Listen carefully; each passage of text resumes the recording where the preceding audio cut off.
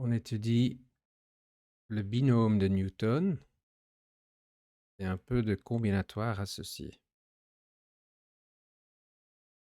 Alors, on commence par écrire quelques expressions, quelques calculs. Si on a deux nombres a et b, on les somme et on les prend à la puissance 0. Si a plus b n'est pas 0, ce sera égal à 1. Alors,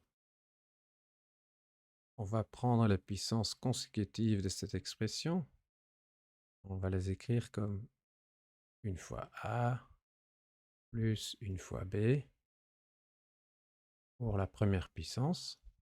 Puis on prend la deuxième puissance.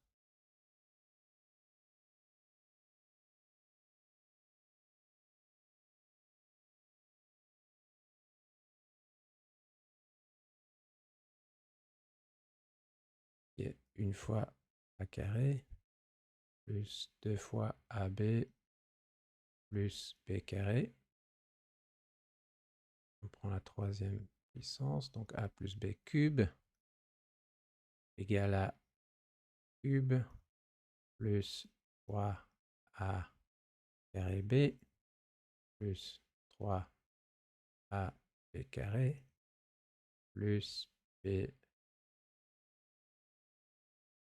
cube et a plus b à puissance 4, c'est une fois a à la puissance 4 plus 4 fois a cube b plus 6 fois a carré b carré plus 4 fois a b cube plus b à la puissance 4, comme vous pouvez vérifier facilement. Alors maintenant, on va indiquer le triangle de Pascal, qui consiste de ces nombres, ces coefficients.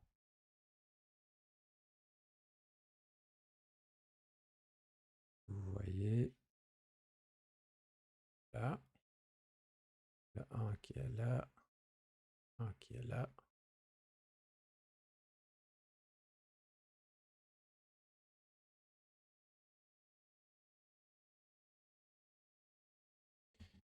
Ça, on va recopier ce triangle et on va avoir une régularité. C'est ça l'intérêt des triangles.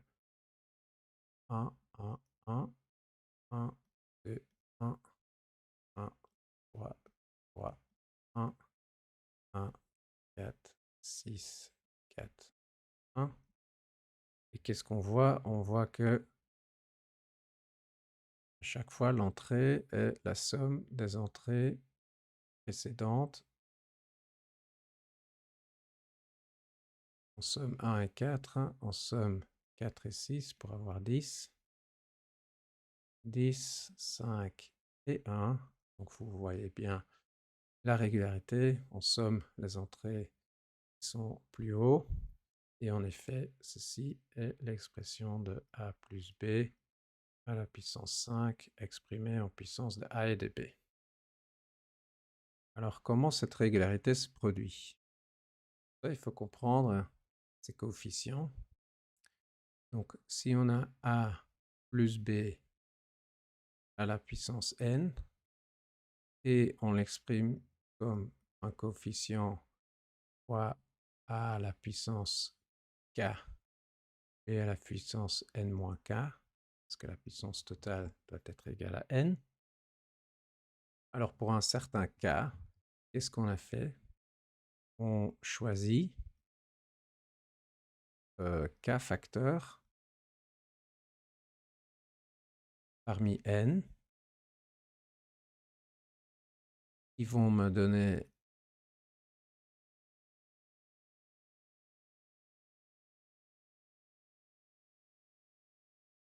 qui vont me procurer le a à la puissance k.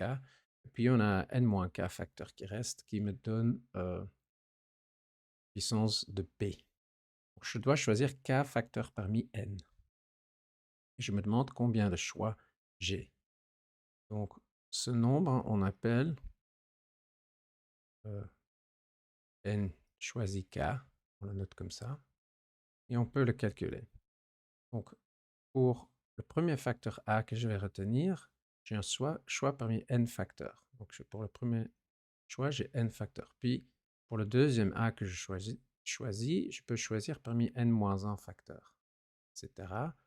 Jusqu'à ce que j'ai fait k choix, qui correspond au facteur n-k plus 1.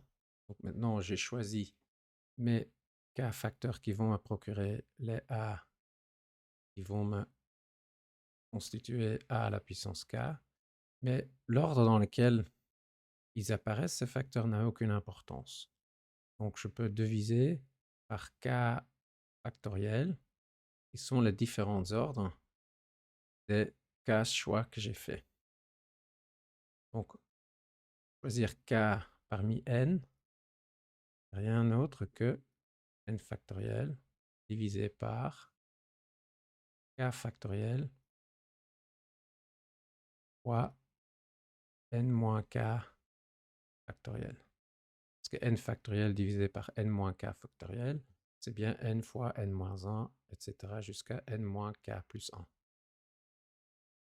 Alors, maintenant, dans mon triangle de Pascal, j'aurai des entrées comme les suivants. J'aurai k-1 parmi n. Alors, l'entrée suivante est k parmi n. Et si je vais à la ligne suivante, dans mon triangle de Pascal, je choisirai parmi n plus 1.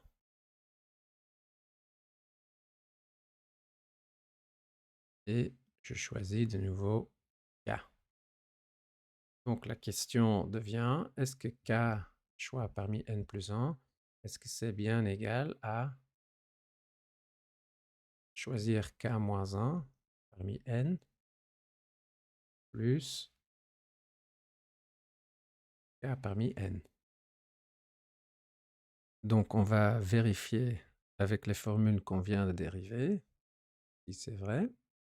Alors, k-1 parmi n plus k parmi n est égal à factoriel divisé par n moins k plus 1 factoriel,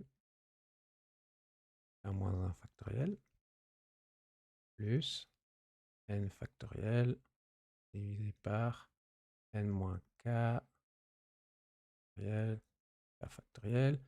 Donc, on le met sur le même dénominateur, qui fera n factoriel en haut, n moins k plus 1 factoriel, k factoriel en bas, et on multiplie par k plus n moins k plus 1, qui est égal à n plus 1 factoriel divisé par k factoriel n moins k plus 1 factoriel, ce qui est bien égal à choisir k parmi n plus 1, qui était ce qu'il fallait prouver. Donc on a prouvé que l'astuce dans le triangle de Pascal marche bien.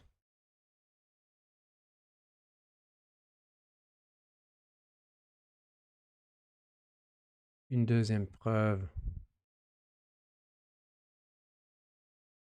de la même formule, c'est de dire que choisir k parmi n plus 1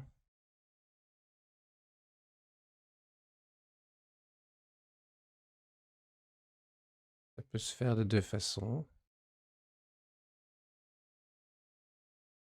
J'ai n entrées et j'en ai un supplémentaire. Alors, je peux choisir k parmi n premier, disons, ou choisir le n plus 1e